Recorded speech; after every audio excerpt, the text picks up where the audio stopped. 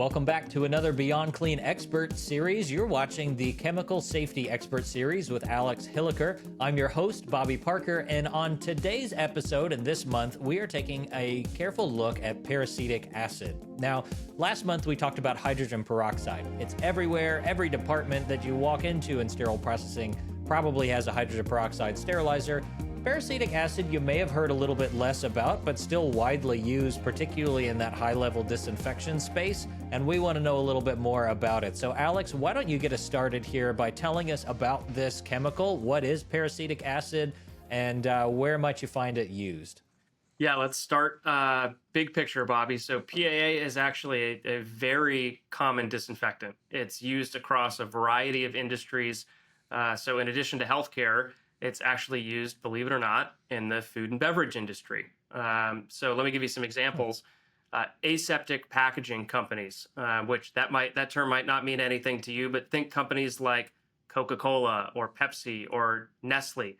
They're sanitizing and sterilizing bottles before they fill them with your favorite protein shake or favorite beverage of choice. They're using a peracetic acid solution to do that. Protein processing companies, so think beef, chicken, turkey, they're actually spraying that meat with peracetic acid to prevent and eliminate foodborne illnesses like salmonella and listeria. Also, fruit and vegetables, produce washing. PAA is used very commonly to extend the shelf life of those items by reducing the microbial load that are on those items. And the reason that it's used across all of these industries, to include endoscope reprocessing in hospitals, is that it's a very effective antimicrobial, and it also breaks down into harmless byproducts. So when you're using it in the food and beverage industry, you can actually create organic and produce organic goods because PAA breaks down so quickly. I don't know whether to be amazed or horrified. so, so thank you for broadening the horizon of the conversation today. Yeah. So, okay. So if peracetic acid is used so broadly, then I always thought of like canning as heat being the primary thing, Yeah. but I guess you don't want to boil the Coca-Cola. Sure. Like that's probably not going to work out well. So if it is used so broadly in the industry, then, and obviously there's some context in which we can consume the things that have been disinfected by it.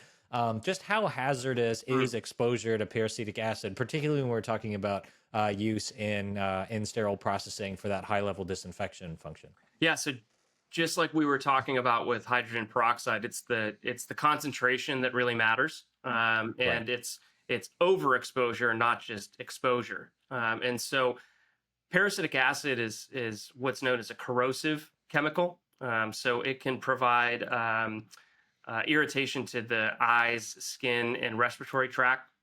It's also a sensitizer, and viewers of the series so far may remember that glutaraldehyde is also a sensitizer. That means that prolonged exposure can actually trigger a more severe reaction and response.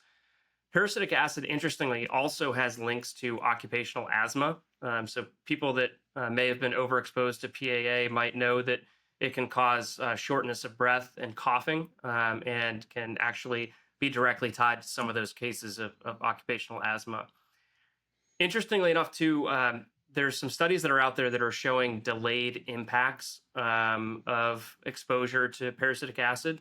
So when we look at, for example, potential damage to lung tissue, one study found and suggested that the effects were actually more pronounced 24 hours after the acute exposure, which implies that airway impacts actually may begin at exposure, but not reach full severity until after the fact. So knowing all of that, overexposure to peracetic acid is absolutely something that we need to take seriously. And just like hydrogen peroxide needs to be mitigated to the greatest extent that we can.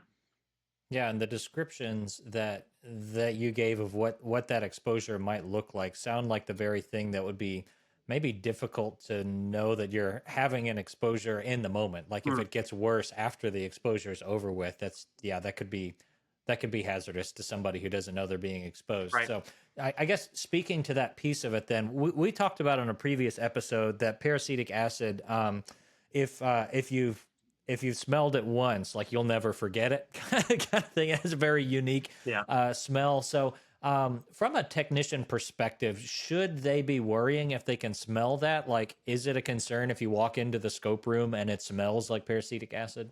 Great question.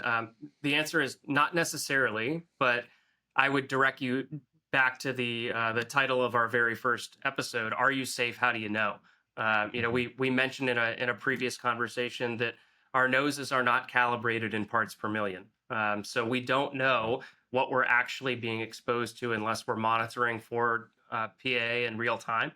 Uh, People also have varying levels of sensitivity to peracetic acid. So what is irritating to one person might be less irritating to another. And the exposure limits that we're talking about here are actually very, very small. So if you recall from a previous episode, the recommended short-term exposure limit or threshold limit value from ACGIH is 0.4 parts per million over 15 minutes. To put that in context, that's less than half of the permissible exposure limit for hydrogen peroxide, and it's more than 10 times smaller than the recommended STEL of 5 parts per million for hydrogen peroxide. So the best thing to do, of course, is to ask about monitoring to determine the baseline levels in your department, and to make sure that that smell is not necessarily something that you need to be concerned with on a day-to-day basis. Yeah, that's great advice.